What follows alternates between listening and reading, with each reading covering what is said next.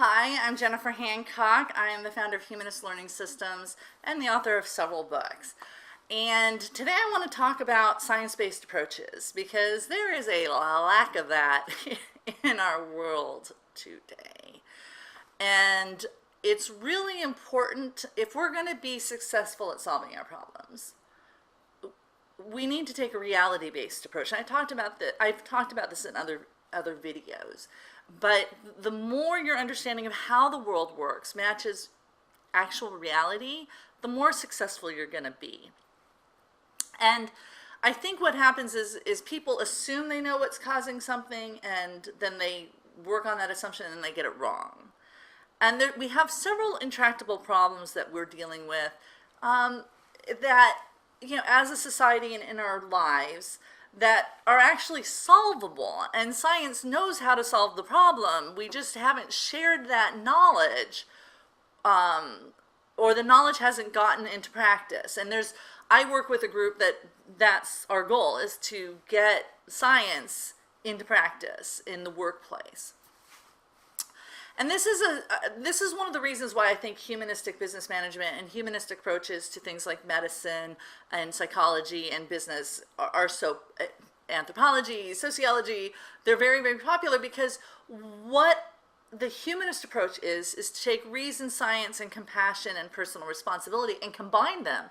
And when you combine them, you almost always get a solution that actually works, because you're taking a reality-based, science-based approach to the problem, what's actually going to work, and you're combining it with compassion so that your solutions help instead of hurt, and then you take responsibility for it. So this graphic here, the power of humanism, when you combine humanism, say, with the power of humanistic psychology, you come up with a very powerful approach to life.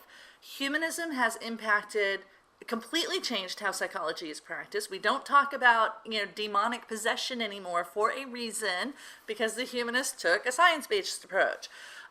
Medicine has been greatly improved by taking a science-based and humanist-based approach to medicine, and the gold humanist societies in the medical schools are a testament to how powerful this approach is.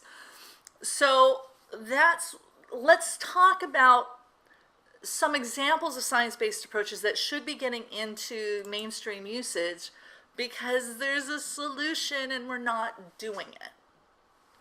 All right, so one of the areas is bullying and harassment. If you go to my website, Humanist Learning Systems, you'll see I have a lot of stuff on bullying and harassment, sexual harassment training, how to end harassment in the workplace, dealing with bullying in the workplace, dealing with bullying in the schools. If you've got a kid, I've got a book and programs and free videos and all sorts of things. I spend a lot of time on this, and my approach is not simply it's not a motivational approach. Most of what is taught is motivation. Stand up, be the person. That's not helpful. It is. It's important. The motivation part is important, and optimistic motivation is a big part of the humanist approach. But if you don't know what's actually going to work to make it stop, then all that energy is going into stuff that doesn't necessarily work. So with bullying and harassment, and particularly bullying harassment, is a behavior. Behavioral psychology has known for decades how to get unwanted behavior to stop. There's a protocol for it. Every animal trainer in the country knows how to stop unwanted behavior. And it's grounded in decades of research on how to get unwanted behavior to stop in every animal. And it works with every animal in every situation. Why are we not applying that science to bullying and harassment? Bullying and harassment has lifelong effects on people who are victimized by it. So let's start bringing the science into the conversation about how we deal with bullying in the schools and in the workplace, and fix the friggin' problem. How hard it is? Not that hard. This is really easy to teach, and it has a dramatic impact when you teach it. I did a law forum last year, and I gave a training to all of their offices, and the manager said it was a dramatic change in how people related to one another. It was a dramatic improvement in what was going on. And it wasn't that anybody in the office was being a jerk. It's just that interpersonal things happen. And I gave them the science of how to manage those interactions as individuals. And it had a dramatic impact. So let's stop going with trainings that are all about motivation, and let's start going with trainings that are based in science, please. Another area that can benefit from science is hiring decisions. We know from research that there's still a tremendous amount of bias. We all have implicit bias, and those implicit bias impact how we do hiring. This is why things like affirmative action are so important.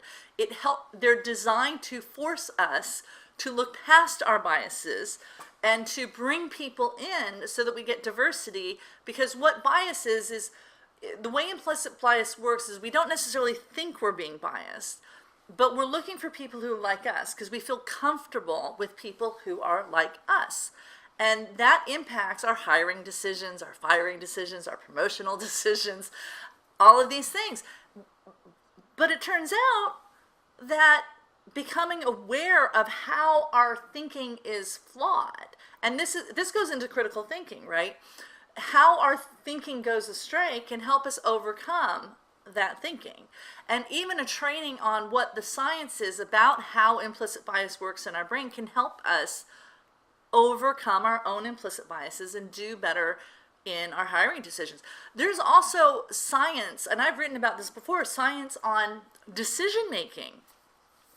And it turns out in some situations, random decision making yields better results than flawed decision making. So if you don't have a good reason to make a decision, and you use bad reasons, you rationalize, you come up with a reason, and it's an arbitrary reason, that actually yields worse results than if you just picked a name out of the hat. So one of the things and this is science, again, there's science to back this up. If all things are equal and you don't have a good reason, accept that you don't have a good reason, and then choose randomly. And you're going to end up overcoming some of these implicit biases when you do that, because what implicit bias does is when we don't have a good reason, our implicit bias kicks in and gives us a reason, and it's usually a bad reason. All right, so science can help us overcome the problems that we have with bias in the workplace, implicit bias, and how that impacts how we deal with other people and how we hire and fire and promote.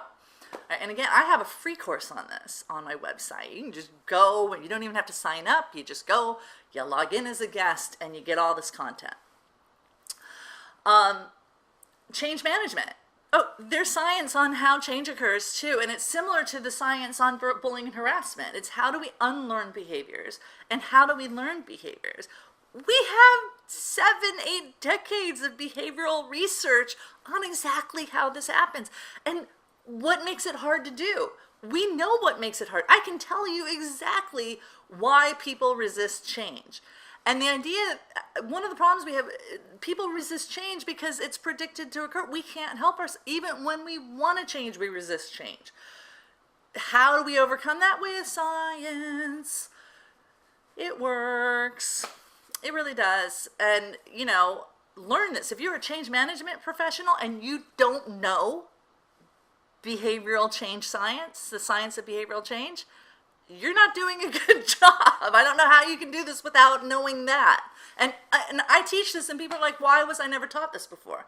I don't know. We've known it for 70 years. The scientific community has known it for 70 years. Why aren't we teaching? I don't know. Personality assessments. Oh my gosh, here's another one. Most of the common personality assessments that are administered have no science to back them up. Did you know that? All right. Yeah. The metrics that are being used in these tools, it's not that the person who designed them wasn't a scientist, but that's not how necessarily a personality scientist talks about personality. And, again, I provide training. I have a psychologist who provides this training on my website, The Trouble with Personality Assessments. What is the science about testing for personality? There's actually information that testing for personality changes how the person's personality responds, right? That's kind of important to know, I would think. And, what are the metrics, the real metrics that correlate with performance? So this is worthwhile information to know if you're in hiring, right? I would think so. There are so many areas in which we can apply science, and we should be applying science, and it would give us better outcomes. And I just gave you like 4 examples from the world of business, right? But we also have, you know, economic, like if we go to the government, right, we got economy, we've got health care, we've got, I live in a county with an opiate addiction. People are dying from overdoses here. We were like the hotbed for the state of Florida. There's actually science. And guess what? If you combine the science with compassion and personal responsibility, you end up with a solution that works. This is what we need to be doing. Making assumptions, basing your decisions on bad information or false information is going to cause you to fail.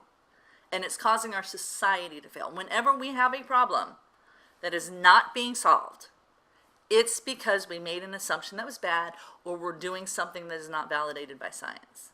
And if we are serious about solving our problems, we're going to start embracing science instead of pushing it down and saying, well, I don't like the results, and the results conflict with what I personally believe about something. We need to stop that. We just need to stop that, right? Because our problems are too serious to not solve. So embrace the science, learn what it is. Don't just go and say, oh, well, some guy named Dr. Wu said that eating avocado pits is a good idea. No. And yeah, that just came up on my feed today. No, they're not. You don't need to be eating avocado pits. When you're looking for what's true and what's not, using science, you need to become scientifically literate. That's a thing. You need to learn how to be scientifically literate, which means you have to understand what is evidence and what's not and how to review it. One of the easiest ways to do it is learn how to spot fake news on the internet. What constitutes, what it's like you're looking for, is there evidence to back up the claim? That's the very first thing you do. If someone's making a claim, is there evidence to back up the claim? Is that evidence real, or is it just a bunch of made up numbers? Is there a journal that backs it up? What do the skeptics say? A lot of times I'll go in and I'll type in the claim and I'll put the word skeptic next to it to see what the skeptics say. And then I find out whether something's real or not. It's a really great way to do it. So, rant over. We need to be using science-based approaches to solve our problems. Are you with me? I hope you are.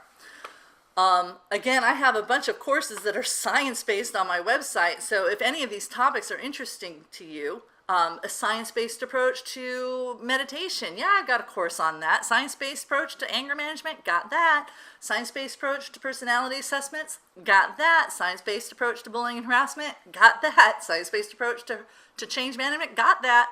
Come to the website, check it out.